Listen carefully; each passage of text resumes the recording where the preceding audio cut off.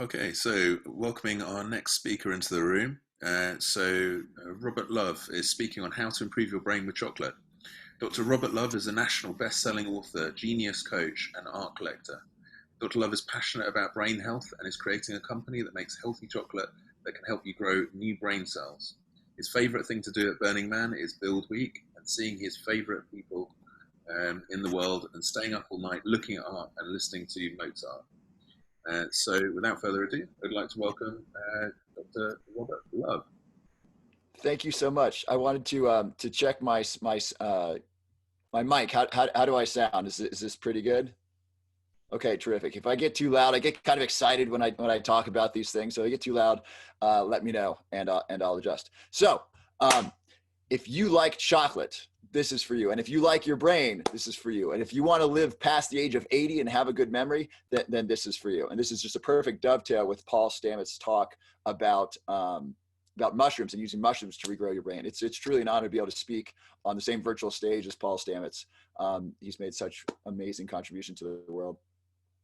And so in this talk, you're going to learn how chocolate can benefit your body and brain, and how you can use chocolate to protect your brain, and how you can use chocolate to actually grow new brain cells. And protecting our brains as we age, our lifespan has been increasing. As our lifespan continues to increase, we need to protect our brains. And so by doing this, we are going to have a sharp memory and sharp mind as we age. This will improve our physical health, our emotional health, our mental health. And then you'll have more power in your life because you'll have the physical and mental capabilities to travel and to do the things you want to do as you age. And so what we're going to be learning about today is chocolate and its benefit to the body and the brain, what to look for in a healthy chocolate, why chocolate is healthy for you, and what you can add to chocolate for its brain boosting effects. We're going to go a little bit into the history of chocolate, how it's kind of been corrupted from its natural form to the form it is now, and what you can look for in a healthy chocolate that has more of those natural healthy ingredients. And then lastly, we're going to talk about what steps you can take to incorporate more healthy chocolate to eliminate the chocolate that's not so good for you, and other things you can do to help benefit your brain. Later today, I have a talk scheduled on brain boosting supplements that may get moved for our Camp Mystic party and a sound check there. So I may incorporate some of that into here as well, if that's something people are interested in. So chocolate is part of our history. It's part of our human history, and it's part of, if you're in the United States, or Europe, it's part of the American and European history. And chocolate is something that when the European conquistadors came to South America, they saw Montezuma and the Aztecs. The cocoa bean or the cacao bean was actually used as money. And they drank chocolate then, and it had such an amazing, invigorating effect that they brought it back to Europe. And then they took the cacao bean to Africa to grow cacao in Africa, so the Europeans could have close access to it. Chocolate for a long time was just something for the rich in Europe. I want to read you a short passage from Charles Dickens' A Tale of Two Cities. This is a story of Paris and right before the French Revolution, when the wealthy people really had all the money. And this is a story of how, this is a short paragraph about how they consumed chocolate, what a ritual it was, what an expensive treat this was. Only the really rich could have this. So this is from Dickens' Tale of Two Cities. So Monseigneur, one of the great lords in power at the court, held his fortnightly reception in the Grand Hotel in Paris. Monseigneur was in his inner room, his sanctuary of sanctuaries, the holiest of holies, and he was about to take his chocolate. Monseigneur could swallow a great many things, and was by some few sullen minds supposed to be rather rapidly swallowing France. I mean, he was like buying a lot of France, but his morning's chocolate could not so much as get into his throat without the aid of 4 strong men plus his cook. And so this man has a chocolate ritual where basically four men with white gloves come and serve him his morning chocolate. That's the kind of pomp and circumstance that surrounded chocolate in Europe. It was that special for people. And here in the United States, we've used chocolate. Chocolate didn't always taste so good. It used to. It still is very bitter. If you ever find look at raw cacao, it looks like this. And it tastes really horrible. It tastes like dirt. I don't recommend eating it. The reason chocolate became so popular was it became so palatable by the things that they mixed in with it. But people knew, the Europeans knew early on, as soon as they tasted it, and the Aztecs and the South Americans do for who knows how many thousands of years, that this is really powerful. They would eat it and they would feel it. In fact, you can eat this and it tastes terrible, but it's so rich in antioxidants, and it's a vasodilator. It relaxes your blood vessels, and so you can absorb more, and it feels relaxing. Even just the smell of it causes chemical changes in the brain. It causes relaxation. In fact, if you smell chocolate, research has shown that by smelling chocolate actually reduces appetite. It doesn't increase appetite, it reduces appetite. It's actually satisfying. So if you want to lose weight, you can actually just smell chocolate if you have the willpower, and then not eat it, and then wait a couple minutes, and that'll actually reduce your appetite, which is really fascinating. No one's used that to make money yet, because it's hard to sell people a smell of food that they don't eat. But that's just fascinating research. And so chocolate has these amazing natural components in it that have been used by human beings for thousands of years to both feel really good and improve their mind and improve their bodies. And so I wanted to show you a clip of the United States government during World War II. We sent paratroopers into Europe to get behind enemy lines and help make the landing easier on Normandy. And those paratroopers who jumped into enemy territory, we gave them chocolate.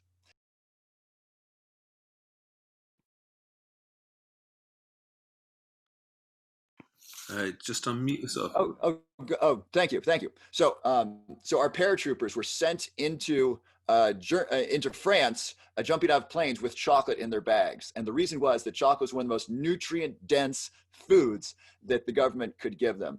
And I'm going to show you a really short clip from Band of Brothers. Band of Brothers is an HBO miniseries. And this is when they're on the very front line. They're basically surrounded by the enemies. This is right before the Battle of the Bulge. So the fighting is really intense. I tried to cut out the violence so it's not there, but there are kind of people who are hurt in the video. And you'll see how chocolate is used to kind of inspire someone and be a loving gift to someone in this really difficult time. So this is from Band of Brothers, and the scene is called Bastogne. Bastogne is this town in the Netherlands where it's been surrounded by Germans, and the U.S. Troops are there to try to keep the Germans out of this important town. Oh, so am I? Let me share my screen here. And so just watch how chocolate is used here. It's really powerful.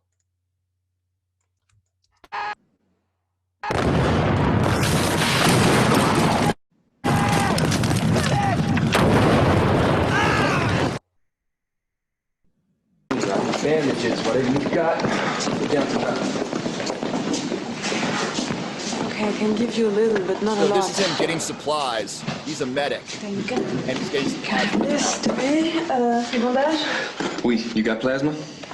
Little. Are you a surgeon? No, we don't got no surgeon. What's this? From the bed. What, sheets? Yes, bandages. Okay. Voilà. Merci. Comment vous appelez-vous? My name is René. I'm Gene, Eugene Rowe. Where are you from? Louisiana, half Cajun. Et toi, tu viens d'où? Bastogne.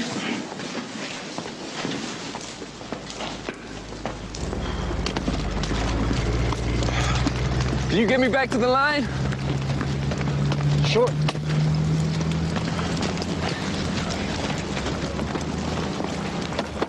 Eugene! Chocolat! Pour vous.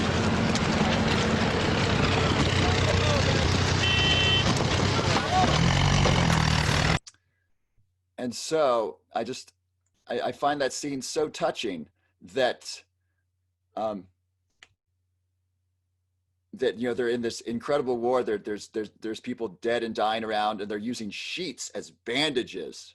And he's about to go to the front of the line where there's gunfire and bombs going off. And this kind woman, who's probably one of the few women he's seen in a while, she gives him some chocolate, and that's like this loving thing that she can do for him.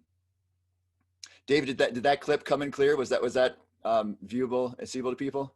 The audio was good, but the video froze during the middle of it, so we only saw literally just the last few seconds of that. So you saw the chocolate go in there. So you saw him. Could you replay the chocolate part of the clip? I'm sorry about that. I wish our technology was a little bit. The technology is fantastic. I must say that we can do this at all. It's really neat. Let me try this again. All right. So, and if you watch the series, he's taking boots right there. A friend of his is missing his boots, and so he's going to a dead body. I know this is really gruesome, but this is just what it was like. He's going to a dead body to get boots. A friend who's walking around in the snow barefoot and is on the front line fighting the Germans. This is the situation that we're in. And this beautiful, loving woman, and she said she's from Bastogne. This is her town. This is where she lives, and it's been encased by war, and she's there helping out the war effort. Eugene! Chocolat! Pour vous. So that's just a loving gift to him of, hey, I have some chocolate. I want you to have it.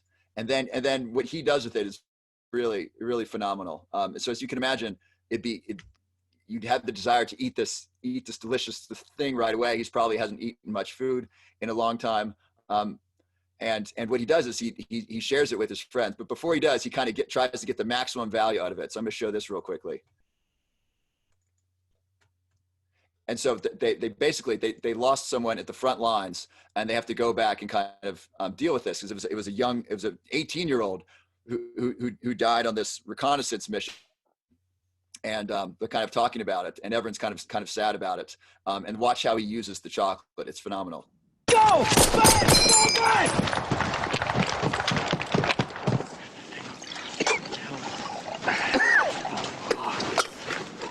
So you can see it's quite cold. They have almost no supplies.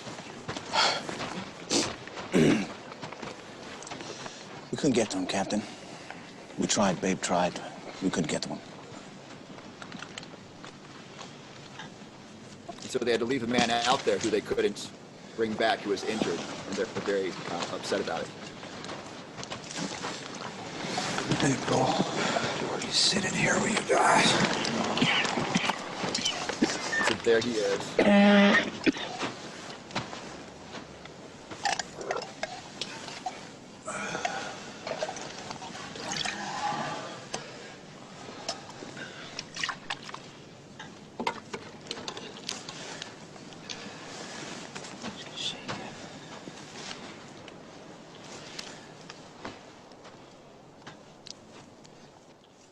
And he just smells the chocolate. Imagine being at the front lines of a war. This is the one present that you've gotten from this beautiful woman, and he's just got it there, and he's trying to savor it. He just smells it, and he gets that rush that you get from smelling cacao, and he just feels just a little bit better. If you read Man's Search for Meaning, which is an amazing book, in the book, the author describes how. Boy, I can't remember his name right now. Just blanked on it.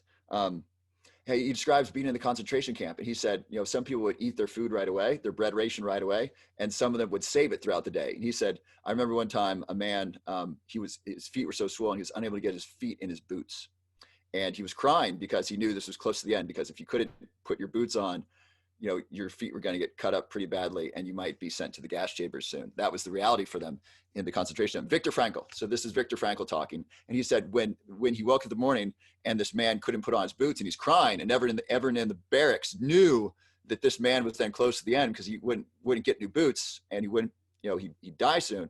He reached into his pocket and grabbed a little morsel of that bread that he hadn't eaten yet. And he was able to eat that. And that was able to bring him just a tiny bit of solace, just a tiny bit of peace during this very, very difficult time.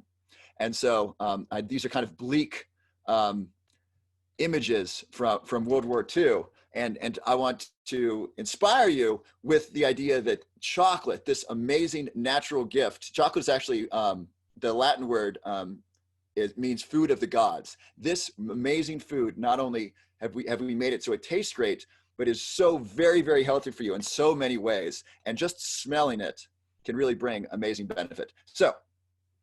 So what are some of the benefits of chocolate? So one of the great things about chocolate is that it is rich in magnesium. Now, if you're up to date on the current science literature, the studies are that between 50 and 80% of Americans are deficient in magnesium. And that's a really big deal because magnesium is used in over 300 different bodily processes and enzymatic processes. And the original theory of Alzheimer's disease was that it was caused by a deficiency in magnesium. So they'd take an Alzheimer's brain after someone died and they'd slice it up and they'd look at it and they found it was deficient in magnesium. And so in the 80s, they thought, hey, we think that magnesium deficiency is causing Alzheimer's disease. So that was, a theory 40 years ago. And so, so having enough magnesium is very important, not only for your energy, it's important for your sleep because it helps your body relax. It's important for your sleep cycles. It's important for your mitochondria to process energy. And so having magnesium is really important. And the great thing about chocolate is that it's magnesium inside of food, which is usually more bioavailable than magnesium supplements. And I take a lot of magnesium supplements, and chocolate is a great way. Chocolate, kale, dark green vegetables are a great way to get magnesium through your food sources. So it's a great source of that. Another great thing about magnesium is that, so it helps with energy. This is really important for your brain. And I can't stress this enough. In Dave Asprey's book, Headstrong, he talks about mitochondria. So these are the powerhouses of the body. They're also the powerhouses of the brain. If your mitochondria aren't working, you don't have enough energy. If you don't have enough energy, your brain doesn't have enough energy. And if your brain doesn't have enough energy, you can't think, you can't make good decisions. And then if you're not thinking and making good decisions, you're not making different new neural connections in your brain. And that means if your brain isn't growing, it's dying, just kind of like a muscle. If you're not exercising your muscles, you get weaker. If you're not using your brain, it's going to get weaker. Parts of your brain are going to die off. And so that is why it's really important to have good energy so your brain has enough energy to think. And so the way our body and brain is wired is that there's a priority, energy hierarchy. So the first is your physical body, your physical health. And so, for example, if there's the fight or flight response and there's a saber-toothed tiger in the bushes and you hear that, all the energy is going to go to your muscles so you can run, and it's going to go to your heart. You're not going to be thinking about calculus then, you're running, and you're not going to be thinking about procreation. You are just moving. And so your physical body and your physical needs come first. Next is your emotions. If you're emotionally upset, that is going to take your energy more so than your brain. It's very, very difficult to think clearly when we are emotionally agitated, when we are emotionally upset. It is really difficult to use our brain. Why? Because the energy priority is our emotions. First, it's our physical health and safety. Next is our emotions. And then when we are emotionally healthy and clear, and feeling good, then we can go and move into the higher functions of the brain, the cognitive thinking, the cognition, the problem solving, using words in an effective way. Have you noticed that this happens to me, when I get really upset, I have trouble with my words. If I get really mad or I'm scared or I'm really tired, words just aren't there because there's not the energy to function at that higher level. So energy, really, really important for the health of your brain. And chocolate gives you magnesium, which gives you the energy to have good energy throughout your body and to have a high functioning brain. So that's just one benefit of chocolate. Another one is that it can actually help with weight loss. It can help with weight loss in a number of different ways. Number one, we talked about, is just smelling it brings a sense of satisfaction and can reduce appetite. And so smelling chocolate without consuming it actually brings that benefit. And the other benefit of chocolate for weight loss is that when you eat healthy chocolate, meaning chocolate that's free of inflammatory sugar, chocolate that's made in a sustainable fair trade way, that does not use slave labor from Africa, and chocolate that is rich in the bioflavonoids, in the antioxidants, basically dark chocolate, when it's real authentic dark chocolate made with good components, it is rich. It is really good for your body, and it's rich in fiber. And so this fiber can help you with weight loss because it's very filling. And so, have you ever eaten a piece of like Hershey's, and it tastes pretty good. It's filled with sugar, and then you're like, you want more Hershey's 10 minutes later. and like you're hungry, and it's got this like kind of like vicious cycle to it, right? It's kind of like when you eat McDonald's and you have an egg McMuffin, and then 30 minutes later you want another one. You're like, what the hell is this? I noticed I just ate like a bunch of calories. Why am I hungry again? Well, it's that sugar kind of creates that trigger for more eating, because it's kind of the fast hit of energy, and then it's very depleted. And so that that yo-yo of insulin, of sugar in the body, creates this like need for like more energy, more sugar right away. With chocolate, with really good high quality chocolate, the fiber slows down the absorption of food and makes it longer lasting, and can be very satisfying, very satiating. There's some hunger hormones, ghrelin, for example, where these hunger hormones only get turned on in the latter half of the digestive tract. And fiber helps ensure that our food gets all the way through. If we eat food that's heavy in carbs, like if you just eat white bread or just eat like high sugar candy, that gets absorbed in the top half of your digestive tract, and those hunger hormones don't get released, so you stay hungry. But if you eat food with fiber, like chocolate is more fiber and magnesium than broccoli. Isn't that amazing? And so you eat a high fiber food like chocolate, it digests all throughout your digestive tract. It releases those satiety hormones, those hormones that reduce your hunger. And then you're able to regulate your hunger and your food intake more effectively. So chocolate not only is rich in vitamins, minerals like magnesium, but it can also help reduce your appetite and help you regulate your weight by having that high amount of fiber, which can help reduce hunger. So that's another great way that chocolate's great for you. And it's really important to understand about the brain-body connection regarding health. If your heart is, what's good for your heart is good for your brain. What's good for your body is good for your brain. And so this is why having healthy weight and a healthy heart is really important for your brain. Because if those physical components of your body, like your heart or just your body is sick with obesity or diabetes or pre-diabetes, that's going to affect your brain. In fact, there's this really strong relationship between diabetes and Alzheimer's disease. And I think it's the book, is it The End of Alzheimer's Disease?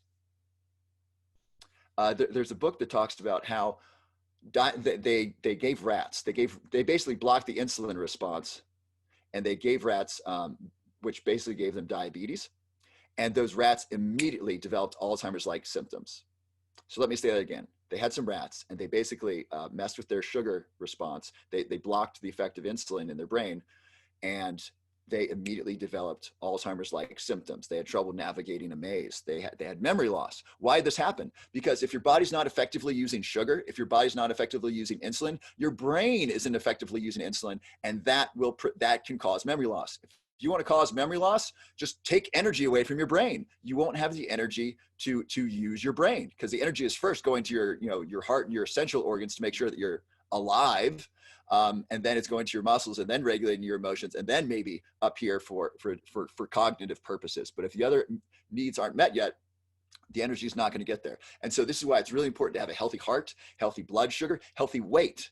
As we age, risk of diabetes increases, risk of heart disease increases, and as you know, risk of Alzheimer's disease increases. And diabetes, especially with the weight, is really important, because if you're not managing your sugar levels well, if you're not managing your energy levels well inside your body with a healthy insulin response, then that's going to negatively impact your brain.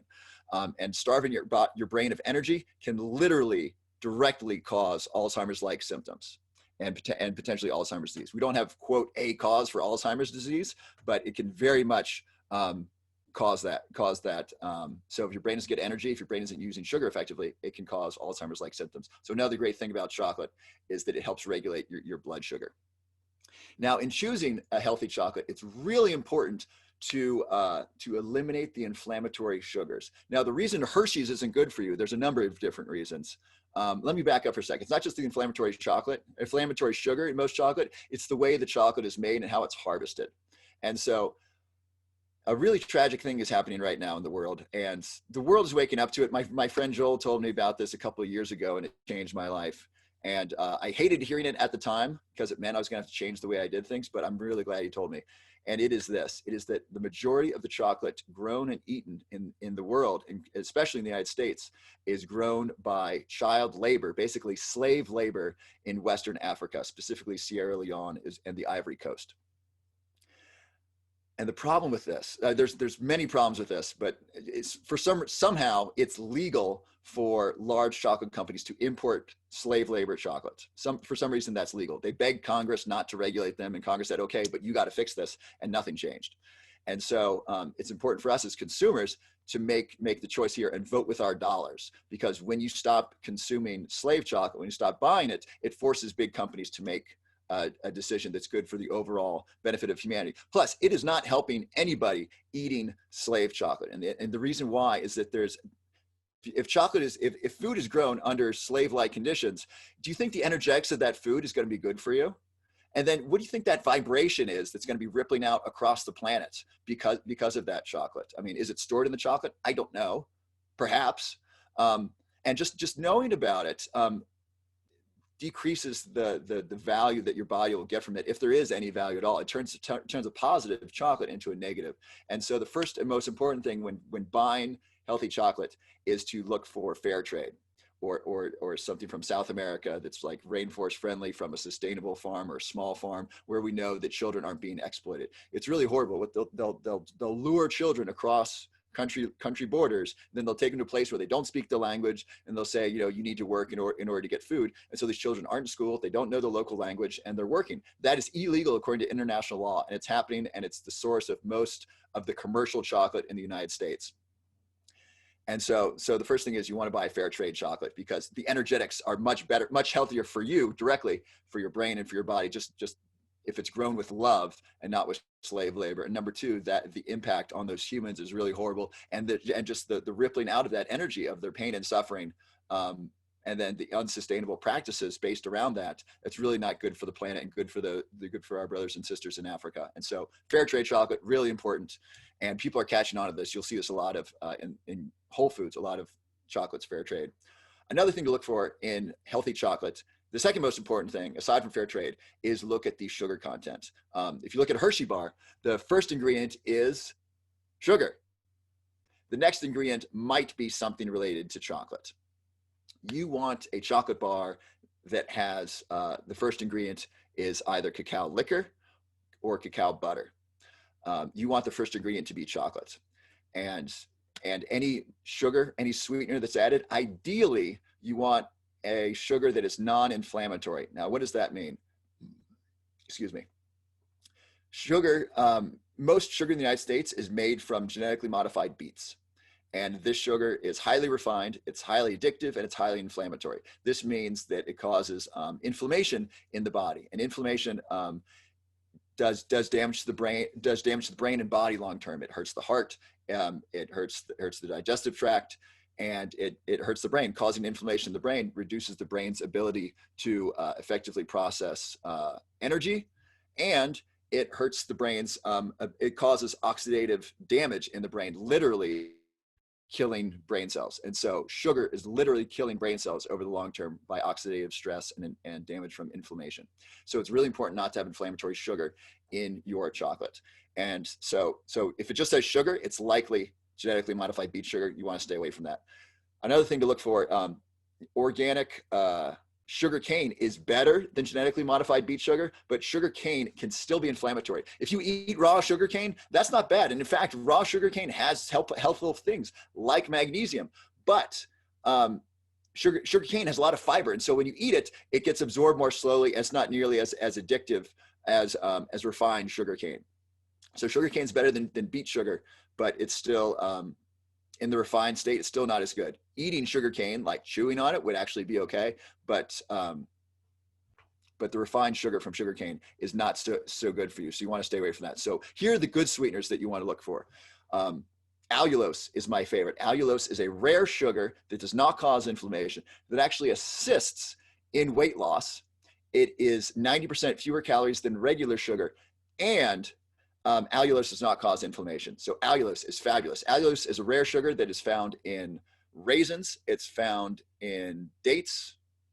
It's either dates or figs, and it's found in maple syrup, and it tastes just like sugar. It bakes like sugar, and it's great to add for chocolate. So allulose is great. And they did a study in Korea, and they gave allulose every day to a group of obese patients, or they gave another group obese patients placebo.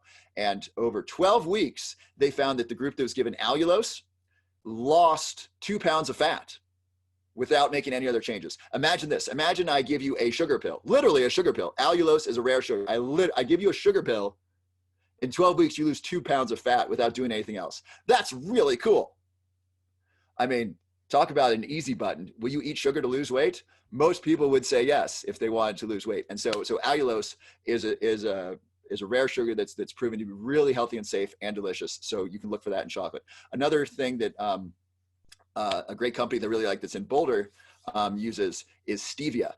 It's got to be tempered though, not too much because they'll get that stevia taste, but stevia is a healthy, good sweetener. Another sweetener is monk fruit sugar, and then erythritol. Erythritol is a keto-friendly sugar alcohol that has 0 calories, tastes like sugar. It can get a little granular if it's not used correctly, but if it's made by a good chocolate company, it should taste pretty good. And so those are the sweeteners to look for: allulose, monk fruit sugar, stevia, and erythritol.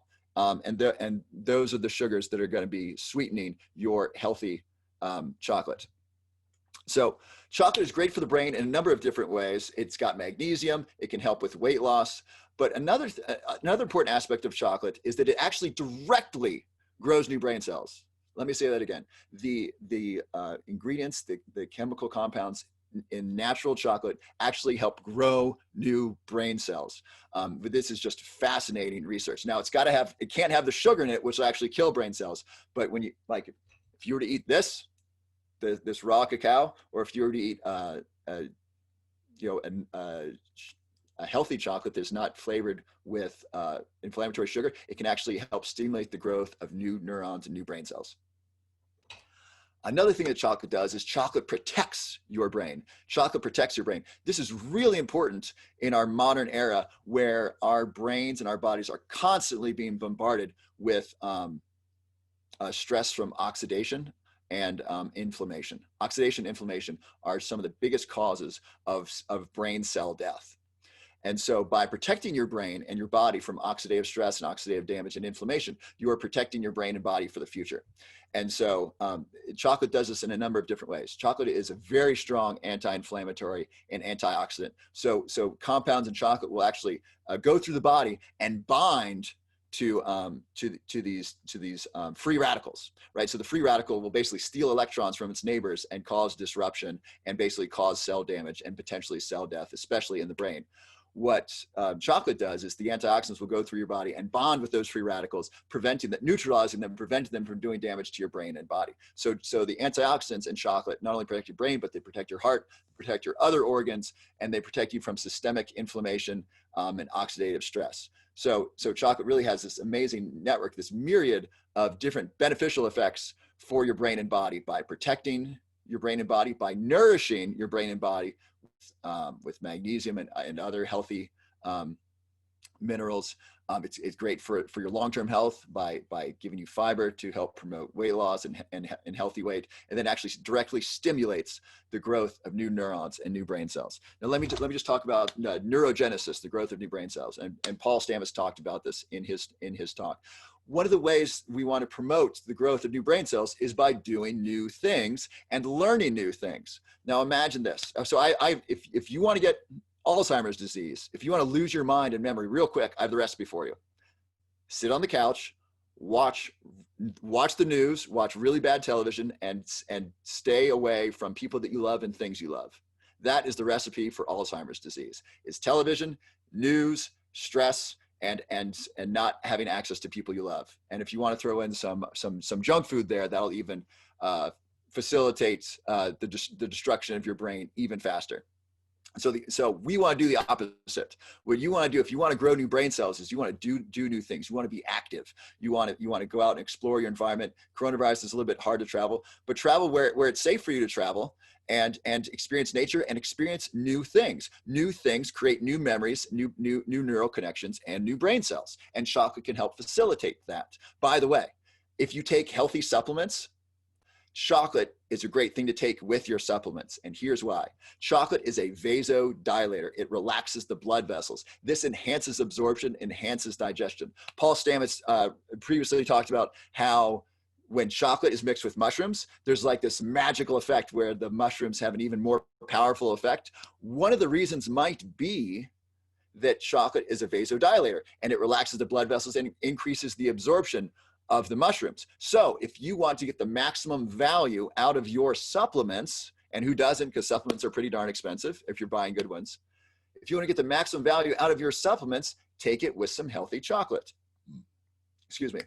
What you don't want to do is take it with something like coffee. And I used to take my supplements with coffee. I was into the bulletproof coffee. I still am, but you don't want to take it with coffee because coffee is a vasoconstrictor. It constricts your blood vessels. And so that reduces absorption. So you want to take something, you want to take your supplements with something like chocolate to increase its absorption. You can also eat a piece of chocolate like before eating your dinner if you're going to eat healthy food, because it'll help increase the absorption of that healthy food by relaxing the blood vessels throughout your body so you can get maximum absorption of that healthy food. So that's just a fun hack of using chocolate to maximize and optimize the benefit of the healthy foods and healthy supplements that you're eating. Okay, so where were we? Chocolate. So if you have any questions, I'd love to answer them. One of the questions, I want to talk to you about some of the super chocolates that are coming out. Right now, there are chocolates being made that are designed to be healthy for you.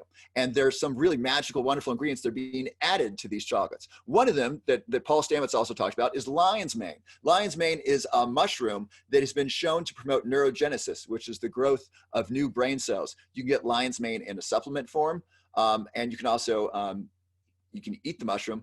You can also find chocolate that has lion's mane in it. Now, this is a great way to take lion's mane because, as Paul said, the chocolate, when it's mixed with mushrooms, does something magical. There's this like synergistic network effect. And so, so taking lion's mane with chocolate can increase its absorption and can be really good for your brain. So lion's mane is a supplement you could take that could be good for your brain. You can also look for chocolate that has lion's mane, and that could be a great synergy of those two natural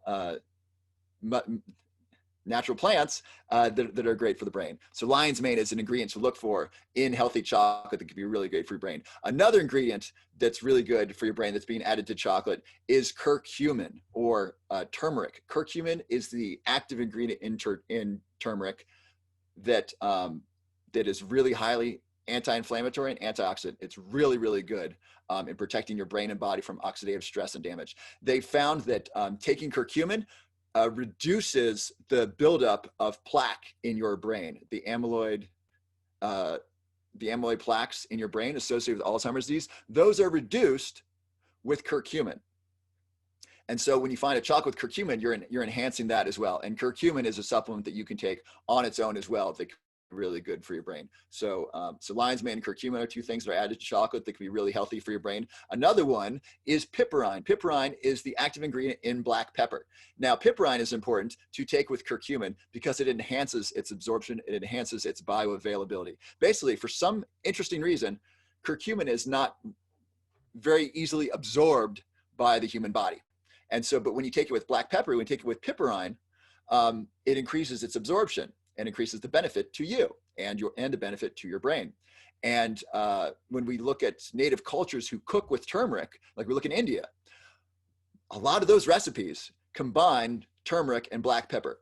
I might even say all of them. It might not be all of them, but the vast, vast, vast majority of recipes that use turmeric also incorporate black pepper, and maybe they knew why, maybe they didn't, but those two ingredients together creates this magical effect. And piperine on its own, black pepper on its own, is great for your brain. Black pepper is a free radical scavenger. That means it will go around your brain and body looking for free radicals to bind to them and then to be excreted. So black pepper, and I don't know why there's not really good research on the dose of black pepper we could be taking in supplement form to reduce oxidative stress and damage in our body. Maybe because there's not a whole lot of money in black pepper because it's such a common spice. But black pepper, when combined with curcumin, really beneficial to your brain and body. And black pepper on its own, really great in protecting your brain and body from oxidative stress and damage. So those are some ingredients that are being added to chocolate to enhance its benefit to the brain and body. And so if there are any questions, I'd love to take questions. One of the questions I often get, I'm sorry, go ahead, David. Yeah, one question coming up is, I haven't heard you speak about cacao and cocoa and the difference between the chocolates. What is So, special about cacao as a drink and what? Yeah. so cacao versus cocoa. I almost want to say that's above my pay grade because those words are often used interchangeably. There's cacao is the plant, and then cocoa can be one of the products of the plant. So I didn't bring it down with me. I don't have cocoa powder, but this is raw cacao. And then I made it into the shape of like a Millennium Falcon from Star Wars. This is dark chocolate. You can see the color of that. And then this is 60% dark, which is a lot lighter. These could all be called cacao or cocoa because they've been, I won't say manufactured, they've been processed, they've been made into something. There's cocoa powder, like the powder could be called cocoa. You'll see cocoa, you'll see powders that are labeled cocoa that also have sugar in them. Those probably won't be labeled cacao, but a lot of things that are labeled cacao could also be labeled cocoa. There's not a really clear distinction in my understanding between the two, aside from the plants. And then raw cacao can almost always be called cacao, but a lot of the processed cacao is then called cocoa. And I don't think there's strong regulation around that. So there's not like, it's not really clear what is what there. So if people are wanting to access the really beneficial chocolate that you're speaking about, would getting hold of that raw cacao and would sourcing it in a different way be with access to a more rounded product? Yeah. So one thing you can do if you want to make your, if you want, I highly encourage this, to make your own chocolate at home. One thing you can do is you can buy raw cacao and then you can add a sweetener of your choice that's healthy. If you don't have anything else, maple syrup is not too bad. You can add stevia or monk fruit sugar to it, and then you can add a little bit of water to it and make your own, like kind of like a little chocolate drink. It might be similar to what we read in Charles Dickens, that might, maybe you don't have 4 butlers with white gloves serving it to you, but this will be like just a cacao drink, and this could be really healthy for you. It may not taste great. Raw cacao tastes like dirt, and it's really rough, and that's why the way that we eat chocolate today is a very modern invention. With the advent of a process called Dutching, which actually reduces the value of the chocolate. So highly processed chocolate is not as valuable. And the cheapening of sugar. When sugar became cheap, they added it to chocolate and they started Dutching the chocolate. And then it started tasting great, and then everyone started buying it. But the problem is it lost most of its nutritional value. So if you want to play with chocolate at home and make your own healthy chocolate, I highly encourage that. You can get raw cacao in different places. And then you can melt that down with like some water, and then add some sweetener to it, and then that could be a healthy drink that you can have to be really good. And it actually produces like a chocolate high. It has such a strong effect. There's an ingredient in chocolate called theobromine. This is known as the love chemical or love hormone. And when people have it, they have that warm, fuzzy feeling. And so people give chocolate as gifts of love. One of the reasons is because it actually produces that feeling of love. And you get that from raw cacao in a really strong way. And so your raw cacao drink might not taste very good, but you'll feel it. And it's also very cleansing to your body. It actually helps flush out your body with a lot of stuff. So I hope that answers that question. One question I often get is, what supplements should I be taking?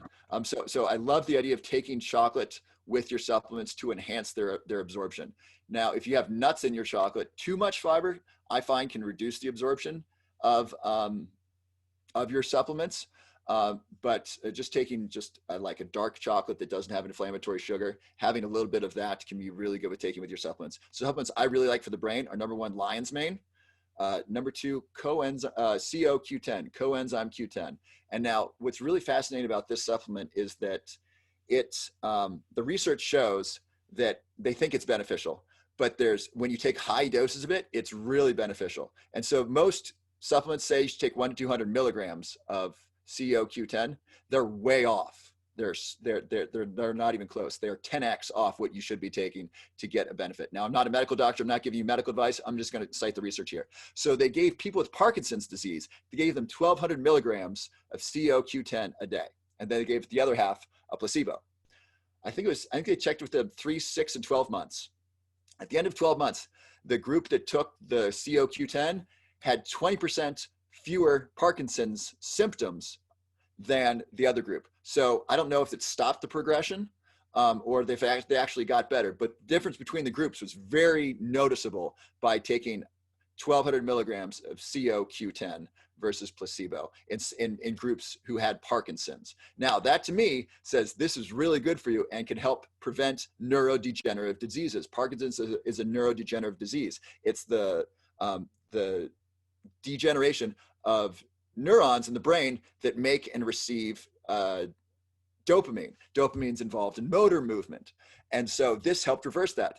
Alzheimer's disease, dementia are neurodegenerative diseases. And so we want to prevent our neurons from degenerating, and CoQ10 shows very strong evidence for that. So as soon as I learned this, I called my mother, said, "Mother, are you taking CoQ10? Great, how much are you taking?" That's not enough. Here's the research. Increase your dose by 10x. I'm doing it myself. And please tell our friends who have Parkinson's. It's amazing to me. Parkinson's, when I was growing up, almost nobody had Parkinson's. Now, as people are living longer, or maybe there's some environmental factor, I don't know. But I know 2 adults, 3, my parents' age, who have Parkinson's. That's amazing to me. I didn't know any growing up. So I think Parkinson's is really on the rise. And so this is a really valuable supplement that people can take. And CoQ10 is extremely safe. They have not been, as I understand it right now, there's not been any case of overdose. You would probably make you sick to your stomach before you would take enough to hurt yourself. It's extremely safe. It's been very well studied for decades. And the dosage that is shown to be effective in preventing neurodegeneration is 1,200 milligrams. I take 1,000 milligrams for myself for preventative reasons. And you could probably safely take 100 milligrams and be okay a day. It's probably excessive. And you want to look for a specific type of CoQ10. It's ubiquinol. Oh, look for the OL at the end. That's the more bioabsorbable kind of CoQ10. The cheaper kind, ubiquinone, is cheaper, but it's less absorbable, and you're going to get less of a benefit from it. So those are 2 supplements I really like for the brain. And then if you're going to take a turmeric or curcumin supplement and a piperine supplement, those are great for antioxidative effects, anti-inflammatory effects, and those are really important. If you live past the age of 80, which most of us probably intend to do, there's a 50% chance that you will get dementia. As of today, if you're over the age of 80, you have a coin flip chance of developing dementia. That's really intense. That's really extreme. Those are very, very high risks. And one of the primary causes of dementia is inflammation. And by taking these healthy supplements, by having chocolate that has these healthy herbs in them, we can greatly reduce the inflammation and protect our brains from dementia. Another thing that inflammation and oxidative stress does, it hurts our heart. Now, if you're going to be over the age of 80, I think there's a 90% chance, it's 75 to 90% chance you're going to die of one of 3 things: Alzheimer's, heart disease, cancer. If you're going to live past 80, it's Alzheimer's, heart disease, or cancer. Those are one of those 3 things. Anti-inflammatory and anti-inflammatory supplements, antioxidant supplements, and foods help fight all of them. Your risk of cancer, heart disease, and Alzheimer's disease are greatly reduced by eating healthy food that's rich in antioxidants and anti-inflammatories, and eating healthy chocolate. And so if you want to increase your lifespan and improve your brain, and if you want to live past the age of 80, healthy chocolate and some of the herbs I recommend and some of the minerals I recommended can help you get there and help protect your brain and body as you age. That's superb. Robert, that's an incredible amount of information. And we've got a question in the ring from Valentina. Yes, please. Would you read it to me? Hi. Hello from Mexico. Hi, David. Well, hello, you. Hello. Well, I've been working with cacao, loads of it, recently, making my own chocolates, making my own hongos, as we said in Mexico. And it's been a wonderful experience, just like getting into the world of the raw cacao, and how strong it is and how it's almost uneatable, and finding totally. Yeah, and so I've been using as a sweetener raw honey, and that's fabulous. And the cacao as a heart opener with the honey, and then with lovely, like local shrooms, that's been like making proper magic with that. But I wanted to ask you, because I just arrived late to the conversation just right now, sorry. So you were talking about also all these disinflammatories and curcuma, is that right? Is that correct? Curcumin, yes, curcumin. I don't know how it's pronounced in Spanish. Yeah, curcumin, great. Combine that with black pepper or piperine. Exactly. What's the percentage? Excuse me?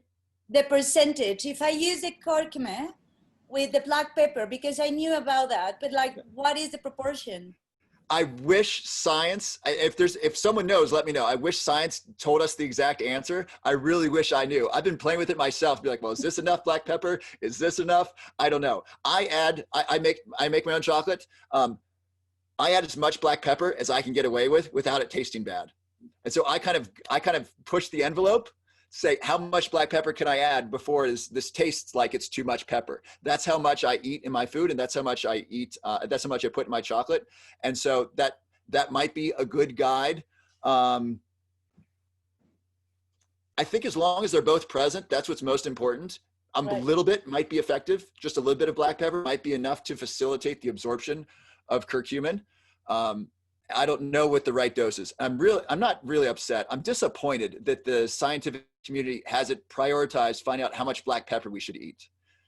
Because it's my understanding is it's very safe, it's very effective, it's very powerful, and almost they're giving it to rats, but they're not giving it to humans, saying, okay, we're gonna do a double-blind, placebo-controlled study. We're gonna give people a ton of black pepper, and we're gonna check their vitals and see how this changes their cholesterol, their blood pressure, how does this change their mental focus. No one's doing that research because there's no money in black pepper, and I really wish I had a great answer for you.